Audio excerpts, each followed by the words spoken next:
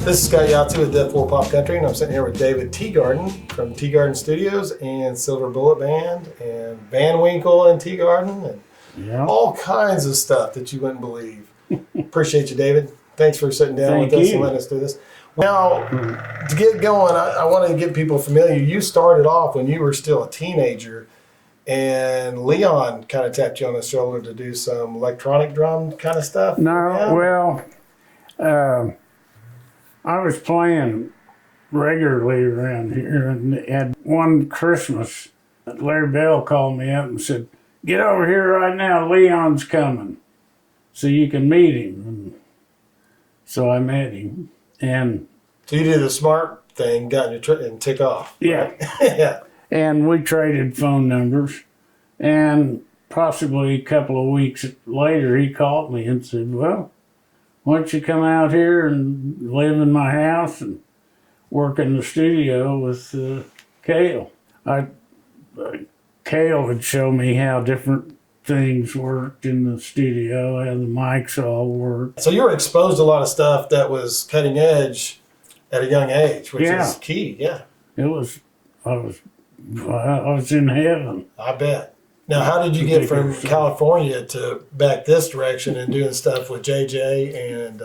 Well, Skip and I finally got together. I decided, since I couldn't play out there, and that's what I wanted to do. And you guys were longtime friends and wanted to play together. Yeah. Okay. So we moved back here. Skip and I did. Formed a band with Larry Bell, local guy, keyboard player. And we were playing 6 nights a week here.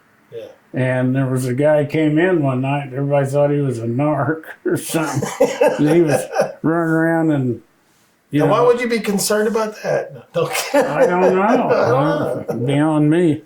But anyway, he was kind of freaking everybody out because he was going around different tables. And he came up to me on a break and said something about, "Well, hi, I'm Jim Castley. I'm from Detroit. And boy, you guys need to go to Detroit. They'd freak out to hear you guys."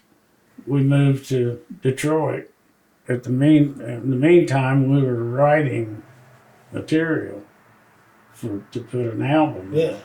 And that album, we saw immediately when it came out and was getting airplay, we had a call from Atlantic Records.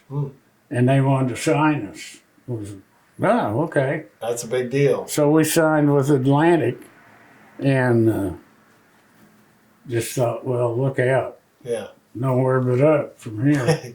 All of a sudden, the club gigs, we were the headliners of some of these smaller gigs. And Seager then was opening for us. Really? Wow. And that first gig, he had to open for us. Well, he stayed around to see what we were about. And after the deal, man, he came up, "Oh, you guys are great, I love you." And we traded phone numbers.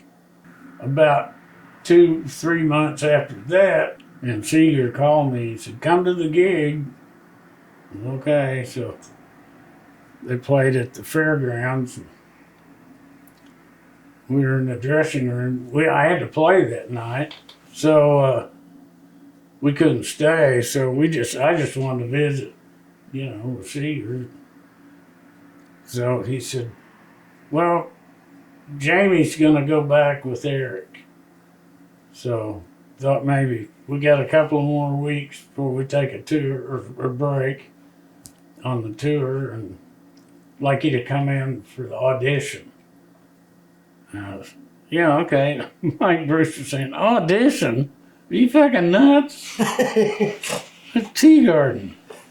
He said, "Well, I'm trying to be diplomatic with the band, And so he gave me a tape of the show, and I listened to it. And a couple of weeks later, they called and said, "Well, we want you in Detroit." And Sunday or something, whatever. And so that was it. You joined then. Well. Yeah, I went and joined up on that deal, and that was pretty darn cool.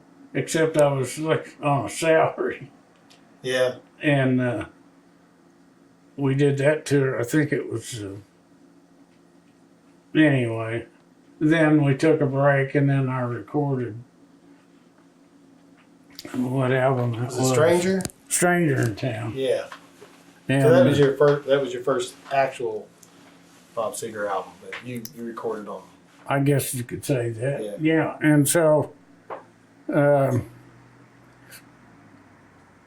after Stranger in Town, oh yeah, so we did the Stranger in Town, we did the tour and all that. Now that was a hugely successful tour. Yeah. Yeah. I mean, that was when stuff blew up. Right? We were selling out and Yeah. having to do 2 nights, you know. Now, was that just a U.S. tour then? Yeah. Okay. Well, no, we ended up doing a little bit of Europe.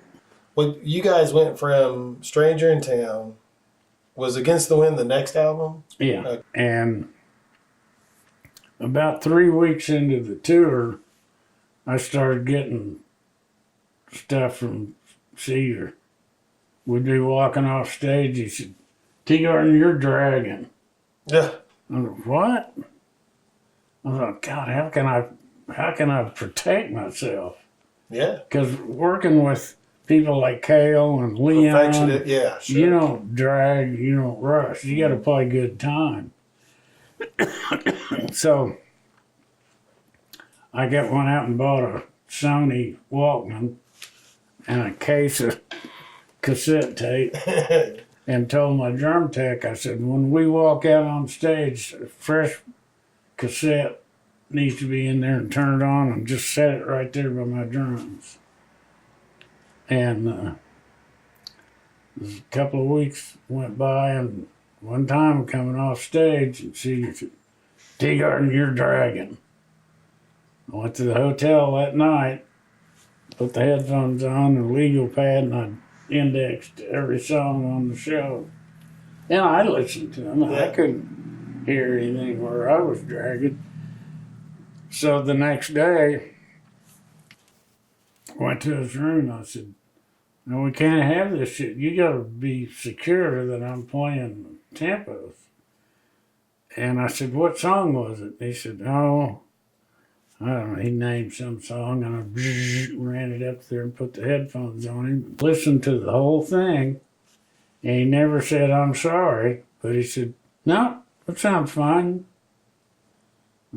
Okay, I just want to be sure. Probably about as close to sorry as he's going to get. Yeah. Yeah. So then that day we went to sound check, and we're in the middle playing some song, and he stops it. He said, "From now on, anybody got any problems with the time, talk to Teegarden." And then he said, "By the way, Dave, I want you to count off all the songs." That's the keyboardist, right? Or no, he was talking to you. Never mind. Yeah. And he wanted me to count off all the songs. Well, that's okay. What have I gotten into? So that went fine for the rest of the tour. I never heard any more. And we were on the European end of the deal. And the next night, that last concert was Paris. And so the next morning, we were at the Paris airport getting ready to fly to the last gig, which I can't remember where that was. Anyway, so we're sitting at breakfast at the airport, and he's saying, "What the hell happened to you last night?" I said, "What?" So, well, there was some kind of problem with the monitors didn't come on when we kicked off the first song. But I said, after that, everything was fine. I said, I haven't checked the tape. He knew what I meant. He said, "Fuck the tape." I was, oh, this gig's over. Yeah. But it was mixed emotions because that was going to be the last gig for the tour. Mm-hmm. But I knew when we were playing that last gig, I said, this is my last deal. And it was. Yeah. It turned out. Yeah, he sounded like a pretty good ball buster for sure. So your music career, you've done all kinds of stuff since then. Played with all kinds of since the Seager years. What have you done that you've enjoyed the most? I mean, Nothing. Taking some naps when I have to.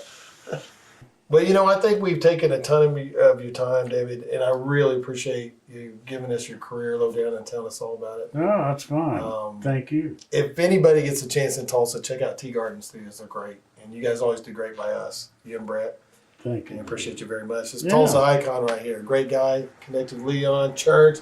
You did also you can check out another interview you did with Canes, right? Didn't you do a Canes interview as well? I may have. Yeah, anyway, there's I've done so many. There's other good stuff with David, so check that out.